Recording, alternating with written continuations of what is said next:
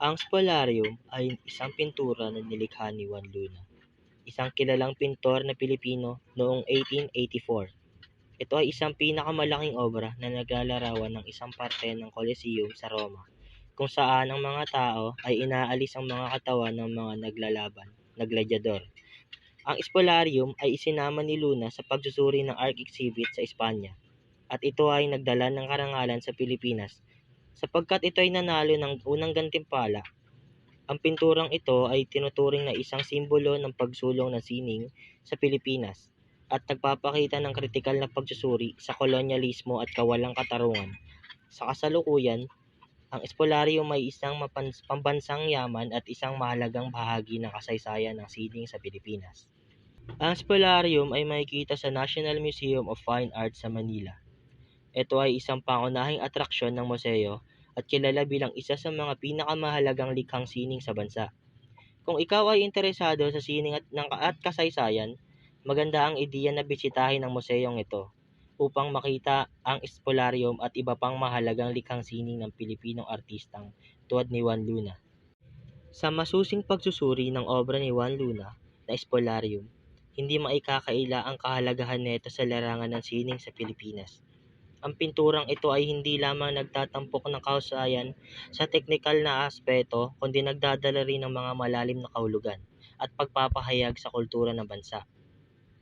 Ang espolarium ay maipapakita ang kahusayan ni Lunas sa mahilikhaing pagsasalaysay, ang paggamit niya ng pinta upang buhayin ang eksena sa Colosseum kung saan ang gladyador ay inaalay sa kamatayan, ay isang masining na pamamaraan ng pagbibigay buhay sa mga pangyayari at damdamin.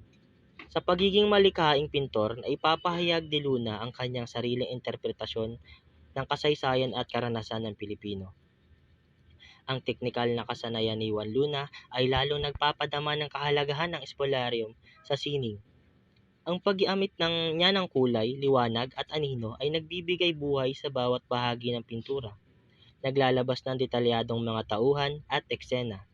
Ang masusing pag-aaral sa mga aspeto ng sining na ito ay nagpapakita ng mataas na antas ng kahusayan ng pintor sa kanyang larangan.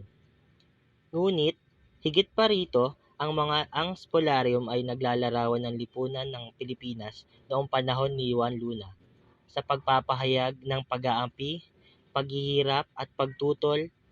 Nagiging boses ito ng kanyang panahon at nagdadala ng kritisismo sa sistemang kolonyalismo.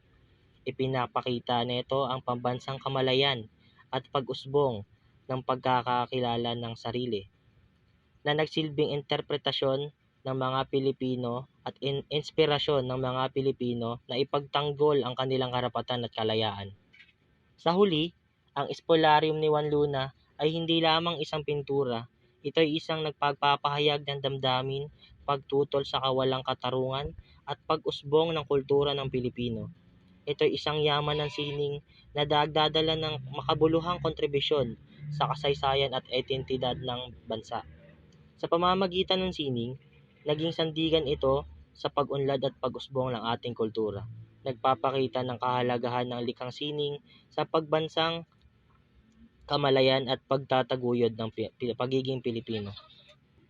Ayon naman kay Rizal, ang pinturang ginawa ni Juan Luna na espolarium ay simbolismo ng kamangmangan, pagkabulag, kadiliman ng isip at pang-aapi sa sambayanang Pilipino. Nilalarawan ng pagpinta ng espolarium ay simbolo ng pamumuno ng mga Espanyol sa Pilipinas. Ang mga gladyador na kinakaladkad ng mga pinuno ay nagpapakita na ang mga Pilipino ay nakikipaglaban para sa kanilang kalayaan. Kaya ipinakita ng pagpipinta ang pamana at kasaysayan ng Pilipinas.